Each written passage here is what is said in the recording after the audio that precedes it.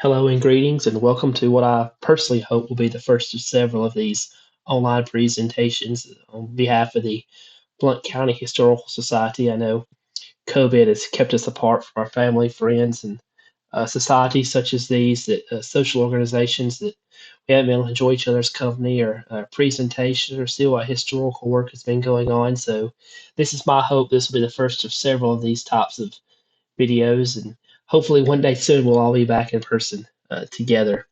I'm Ryan Cole. You may remember me from my past presentations on Altoona. Today I want to present something that's not exactly Altoona history related. Um, I spent my childhood in the Blount County portion of Altoona, so Blount County is near and dear to me. And over the past 3 years, I have since moved to Aniana and now call Aniana my home. With that said, my passion is still Altoona research and history, and I'll talk to anyone about anything Altoona. But and as a part of that research, to lead into what I'm presenting today, as a part of being in Altoona, which does straddle Blount and Etowah counties, when I go on a research trip, whether it's to a library, a college, or any archives, I go through, and my process is searching, obviously, Altoona. Then I go to Blount County records. Then I go to Etowah County records. So as a part of that, I kind of realized that I don't have enough time to usually check out everything on my list. So what I try to do is just start snapping photographs. So if I find Blount County, usually it's something might be 5 or 6 pages long. I'll snap all 5 or 6 pages. If there's a folder that pertains to Blount County that may have some information in it, it's real easy to snap a picture, flip the page, snap a picture, and I could put it on a flash drive, put it on a computer, and come back to it at a later date. And what I want to bring to you today is what I am titling the first map, uh, the first boundaries of Blount County. And what this is a part of the militia election return collection from the Alabama Department of Archives and History. It's from March 1820, and it talks about the first partitioning of Blount County. Now, these are military partitions. At the time, the state constitution stated that I believe men between ages 18 and maybe the mid 40s that were able bodied had to serve in the state militia. And I could be wrong on those dates. I'm not completely versed in Alabama constitutional history, but this talks about the partitioning of the county so that the companies and the battalions and companies could be divided up. Some men would know where they need to go muster at their muster grounds at. And again, this is 1820, so we're talking 2 short years after uh, Blount County became a state, and less than a year after Alabama, Blount County became a county, and Alabama reached statehood. I apologize for that. So, my thoughts is, my opinion, my assumption is that this also pertains to the civil districting, because I can't fathom in my head why you would have a partitioning one way for your militia, and then your voting or your road or orphan court districts, however it's ever set up, would be a totally different uh, districting. It just, to me, it doesn't make sense that you would say, okay, go here for your muster, and go here to your this is your beat. I guess you could say it's the best way to put it. So my thoughts are, even though it doesn't say this, this is most likely civil and military is the same in this, but I can't say that for sure. Um, Going through all these early documents of statehood documents, the archives has digitized these. Um, what I have here is what I took on my personal trip before they started the digitization process. But if you go to the Alabama Department of Archives and History website, and I wish I would have pulled it up here, you can go to that, and I think it's called Search Our Collections. You can search through all the early territorial, early statehood papers. As part of the Alabama bicentennial, they did an excellent job of digitizing all of this. So any document pertaining to the territorial period, the early statehood period, is there on their website. And as a part of that collection, I have not been able to find anything earlier than this or anything on the civil side talking about a division of Blount County. So as of this time, this is the first partitioning of Blount County, and I will get into showing everyone that watches this how it translates into a map. But let's hop right on into the presentation. So again, this came from the Alabama Department of Archives and History, part of their militia election returns. And you can see this is the original document from 1820. And I'll just scroll through it slowly. And it is document number SG3152, part of that collection. It's a total of 3 pages.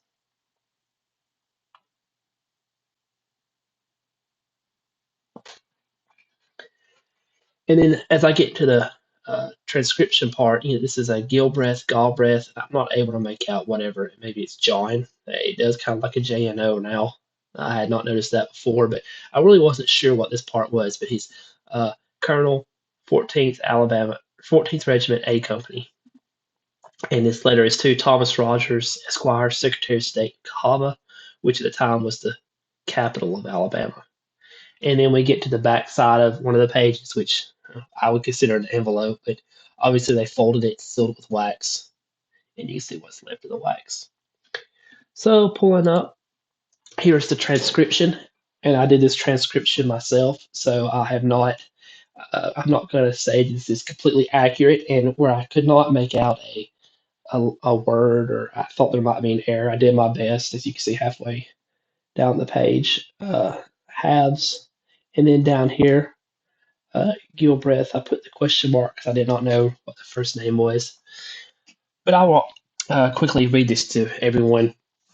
So the letter is the 1820 Blount County Districts from the Alabama Department of Archives and History Militia Election Return, February 26th through May 13th, 1820, and its collection number SG3152.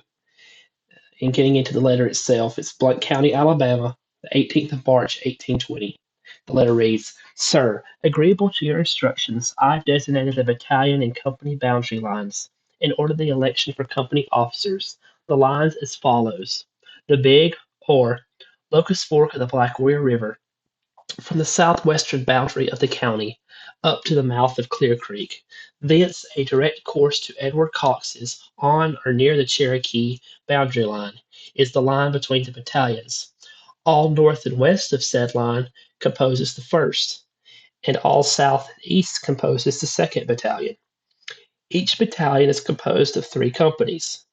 The basis meridian is the line between the first and second, and a line running from David Dickinson's on the river aforesaid, direct to William Verser's, thence due north to the Cotaco County line is the line between the 2nd and 3rd Company districts, which composes the 1st Battalion, a line running from a point opposite of David Dickinson's on the river aforesaid, direct to the gap of Sand Mountain, where the South Fork of the Little Warrior River halves through the same, thence up said river to its source is the line between the 4th and 5th, and the Great New Road from the ford of the Big Warrior River to Aaron Murphy's, thence up Statton's Creek to the crossing of the Old Indian Trace, thence with said trace to the St. Clair County line is the line between the 5th and 6th Company districts, which composes the 2nd Battalion. The following gentlemen have been returned duly elected in the different company districts: Thomas Nations, Captain; Christopher Jones, Lieutenant; and James Anderton, Ensign for the first company; James Windsor, Captain; William Long, Lieutenant; and William Davidson, Ensign for the second company; Manly Files, Captain; Matthias Turner, Lieutenant; and William Fulton, Ensign for the third company; James Blackburn, Captain; Michael Burleson, Lieutenant; and Lewis Fretwell, Ensign. And I want to pause here. I know that is James Blackburn, but I wanted to stay true to the spelling they had there in the original document. Also, the next section is marked out in the original document, but I'm going to go ahead and read it anyways. It is Asa R. Brindley, Captain Daniel Stevens, Asa R. Brindley, Captain, Daniel Stevens, Lieutenant, and M. Brindley, Ensign for the Fifth Company. Again, that is marked out. So continuing on the letter, Jesse Harbin, Captain, Joseph Henderson, Lieutenant, and Elbert Jones, Ensign for the Fifth Company. For the Sixth Company, Asa R. Brindley, Captain, Daniel Stevens, Lieutenant, and M. Brindley, Ensign. I certify on honor that the above named, again, gentlemen have been duly returned. Didn't know the first name, Gilbreth, Colonel, 14th Regiment, A Company, to Thomas Rogers, Esquire, Secretary of State, Cahaba, Alabama. Again, my presentation is going to focus on this first paragraph. The second paragraph would be a great dive into the genealogical history of these men. See if some of them maybe stayed in Blount County, what their history was prior to Blount County, what their time was spent doing in Blount County during this early period, where they went, where their descendants went. But that's not something I've even looked into. I know a little bit about James Blackburn, a little bit about the Brinleys. Try to look at the other names real quick. Thomas Nations, that name kind of rings a bell that maybe he played a role in some part of history. But as a general, that's not something I want to dive into. That kind of just doesn't really interest me. That's not the focus of my presentation here. I want to focus on the very first paragraph that talks about the districting of the county. So what we have here is in the blue blob is Blount County and how it existed in 1820 at the time of the writing of this letter. And this overlaid a modern map. You can see over here in the east is Etowah County, and you have Blount County, Coleman County, and some of, I believe, Winston County. You have what would in this time to the northeast of Blount County is the Cherokee Nation in the Browns Valley, cut out for the Brown settlement, which is now extends into Brooksville today. So this is the Blount County how it existed at the time of the writing of the letter. So let's go ahead and get to the partitioning. Gilbreth writes, the lines as follows: the Big or Locust Fork of the Black Warrior River from the southwestern boundary of the county up to the mouth of Clear Creek, thence a direct course to Edward Cox's on or near the Cherokee boundary line is the line between the battalions. Now, the Locust Fork, well known geographical landmark within the county, and it is right here bisecting. And then we can go to Clear Creek, which today exists kind of on the Etowah Marshall County line, flowing into the Locust Fork. Here's the Locust Fork through Nelson Gap. This is the boundary between Blount, Marshall, and Etowah. We're heading towards Sneed at this point, and then Clear Creek flows into the Locust Fork. And then we can go up to Edward Cox and put a star right where he is. So right now we're in the town right between Albertville and Boaz. Some of you may be familiar with the area. Walnut Street, Turnpike Road. This is where Edward Cox lived at, and Edward Cox is well known, well documented through the early history of statehood in Alabama. He appears on several different uh, Senate documents talking about locations because he was I guess you could say, a major landmark player. He had a stand on the road. Uh, Highway 179 is sometimes called Cox's Turnpike. He was known to have a turnpike gate. He had fences put up at a time that you didn't really fence livestock, but this was for people that needed to board livestock overnight. They could have pasture property for them that was fenced in. He's actually also mentioned in several Blount County court cases. At one point, I think one of his cases talks about how he was absent during a period of the year due to going to Mobile to sell cotton. So, and I'll show you another way how his location can be ascertained. Now, this applies for several different people in the document. This is the Bureau of Land Management government office records. These are the original land patents. And you can see I've highlighted Edward Cox. So He gained his land on February 6, 1822. It shows the document number, the township range, the aliquot, the section number, and the county where it presently resides. Now, for Cox and for some of these others, their dates, the letter was written in 1820. It shows that Cox didn't get his property until 1822.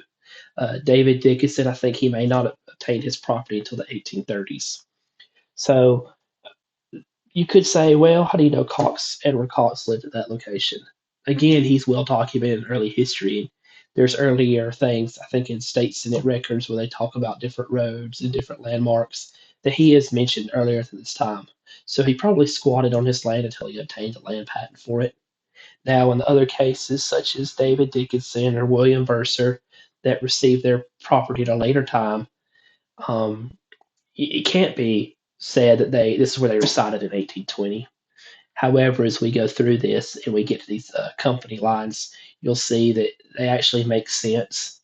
So uh, I think that this is probably where they lived at, and they just did not get their property until a later date, until it came time to either sell their property or there was a thing of, hey, you don't really own your property, and I need to go through the proper channels to actually own my property because I don't want someone else to buy it and run me off the land, which was the case in the early statehood period in Alabama. And at the very last couple of lines that we're going to look at, there is some question about where the actual person lived at and where the residence actually resided at. And there's a couple of theories based on different options. So those aren't precise, those aren't exact, but we'll get to that a little bit later. I was going to say, once you go to the patent details, you can actually view the original patent, which is interesting as well. So we'll go back to the 1820 Blount County map. And we talked about the battalion line. So if you map out the course of the Locust Fork up Clear Creek to Edward Cox's on or near the Cherokee boundary line, that is what the battalion line uh, looks like between the different battalions. So the 1st and 2nd Battalion. And I'll leave that up there for a second.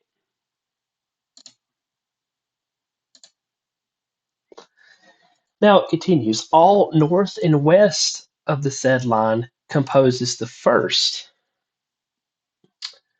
So the 1st company. And all south and east composes the 2nd. Each battalion is composed of 3 companies. The basis meridian, which is the red line I pulled up, is the line between the 1st and 2nd. Now, where did the basis meridian come from? So the state of Alabama is plotted out in a public land survey system. And as a part of that, you have the basis meridian, which is the meridian of Huntsville. Runs straight through Blount County. And you can see the Cherokee section here, and here's the little cutout that forms the Thompson settlements, the Brown settlements, Thompson Creek, right here. So the basis meridian is well documented. It's easily found and easily mapped out. So we have the 1st company and the 2nd company. A line running from David Dickinson's on the river aforesaid, direct to William Verser's, thence due north to the Cotaco County line, is the line between the 2nd and 3rd companies, which composes the 1st Battalion.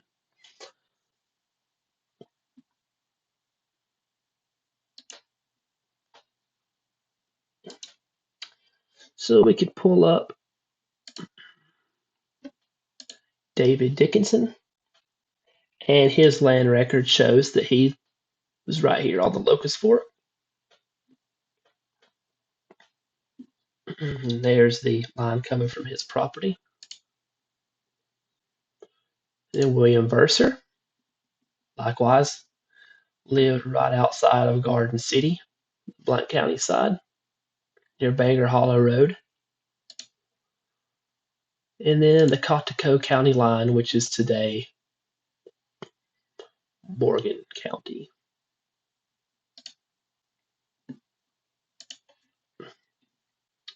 So that composes the 1st and the 2nd company. 1st, 2nd, and 3rd companies of the 1st Battalion. Now, I want to look at something while we're here. You look at the 3rd company, it's goodness. You could say the 3rd company is almost the same land area as the rest of Blount County combined. And something I found interesting, and again, this is my theory, is if you lived out here in present day Addison, you probably didn't have the means to go muster in Hanceville.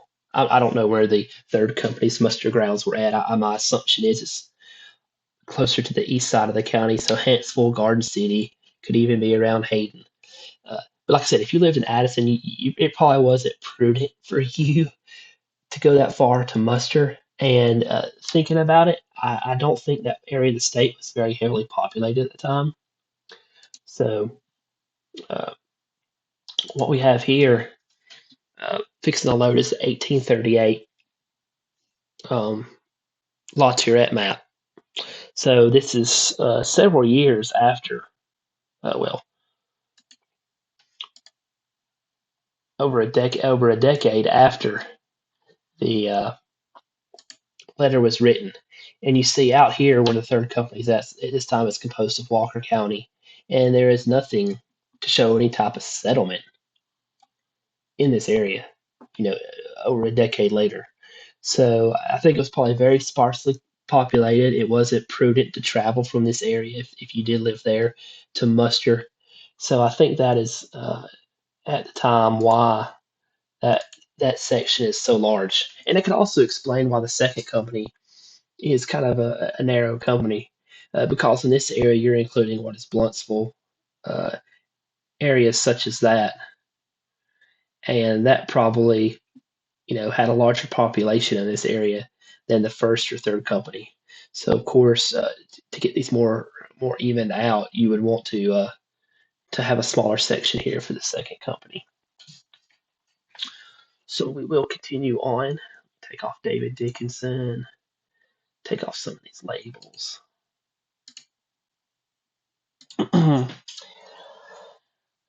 Now, starting on the 2nd Battalion, a line running from the point opposite of David Dickinson's on the river aforesaid, direct to the gap in Sand Mountain, where the south fork of the Little Warrior River through the same, thence up said river to its source is the line between the 4th and 5th companies. So you'll see this highlight, 4th company and the 5th company. Again, the 4th company is relatively small in area. As you get closer to what is today Jefferson County, at that time that was Jonesboro, you'd be close to Springville. So Asheville as well. So likely, again, a more heavily populated area compared to other parts of the county. And to make the divisions more equal in filling up your companies, that is probably explains why the 4th company is the way it is. So again, we know where David Dickinson was at here, and then we'll go to where's it called? So the South Fork of the river,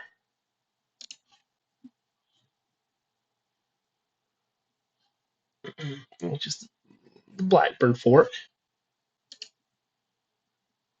to its source, and you can see comes down to the line through High Island Lake, down Brasher Creek, and then it speaks about the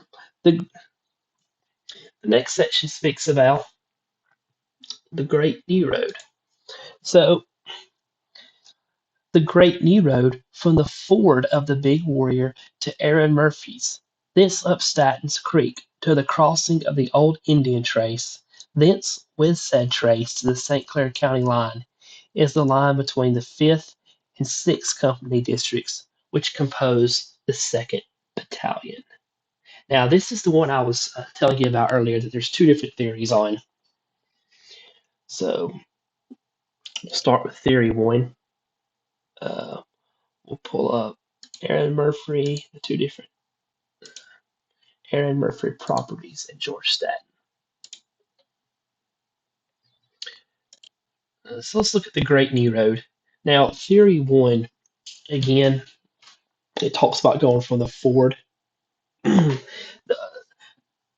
And I would hold true that theory one is my opinion, the correct line. It talks about going the Great Knee Road. I believe that to be what is today County Road 39, what I call Murphy's Valley Road. And the Ford would be up here outside of Walnut Grove, going from outside of the Bristow Cove, which splits Bristow Cove, Little Cove roads. I believe that's the Ford of the Great, following the Great Knee Road. Now, Aaron Murphy lived two different property sections that he owned. This is going to be, and I cannot think of the backside, the road that goes to the backside of what's Harmony Church, Gaines, up the mountain, Gaines Road. Big old property on that side of the mountain. Now, could that side of the valley have been a Great Knee Road alternative to what's today 39 Murphy's Valley Road? Yes. Um, that's not one of these two theories because I feel that Murphy's Valley and that back, what I call the other Valley Road, is so closely related. I didn't draw both of those out because I didn't want to put too much in here for everyone to digest. So, but my belief is it is Murphy's Valley Road. And then we could go to the George Staten property. Staten was a well-known landowner. He owned a lot of property composed what is now the Walmart Supercenter. Uh, even past that. So these polygons show the Staten property, and flowing out from it is what's today Champion Creek. Now, it, that's what I believe in this letter is called Statens Creek. I believe the time changed the time changed the name to Champion Creek, but there's really no other creeks flowing outside of the Statens property. So, and again, this is just an educated guess based on the geography and showing where they own the property at. My thought is that uh, Champion Creek is Staten Creek at the time. And then we go to the old Indian trace. Let's bring this down here. Since the roughly Champion Creek flows into or under 231, the thought process is, well, the old Indian trace is 231 or closely followed 231, especially since the latter part talks about going to the St. Clair County line. So, in theory, it makes sense that, okay, your Statens Creek or Champion Creek intersects this road that goes to the St. Clair County line. Um, Geographically, you look at this topographical map, it certainly makes sense that this would be the easiest route of the day to go to southward to the St. Clair County line. So that is theory one. Now, theory two is a little bit different. So theory two starts at the ford on Highway 75. So we're a little bit north of Sneed, 75 where it crosses uh, the Locust Fork, comes down 75, again crosses the Staten properties you can see here, and then follows Statens Creek again to 231 and downward. Now again, this is quite a distance from Aaron Murphy's property, so I don't think this is the actual location, but I don't know what the Great New Road is. I've tried to search other documents I've scanned and taken pictures of, and I have not found the Great New Road referenced anywhere. So I'm not sure even if Highway 75 may not exist until, as we know it, didn't exist until the 1900s, 1910s. I don't know when it was, but I just know that that's a major road. 39 Murphy's Valley Road is a major road. You have the history of crossing the ford of the Locust Fork there, at Bristol Cove, north of Walnut Grove. So in theory, that is the one that makes more sense to me, and that's how I have laid it out as far as this map goes. So I'll highlight, take some of this off and clean it up a little bit. Take off George Staton, take off Aaron Murphy, take off David Dickinson, pull up your battalions and the companies. And this is just a quick labeling of the different companies, battalions, and areas. So as this is laid out now, it's easy to see how this partitioning of Blount County existed in 1820. Um, Hopefully, it's 100% precise, and I'm very confident it's precise outside from that fifth and sixth company line. Again, I believe Theory 1 is going to be the company line itself.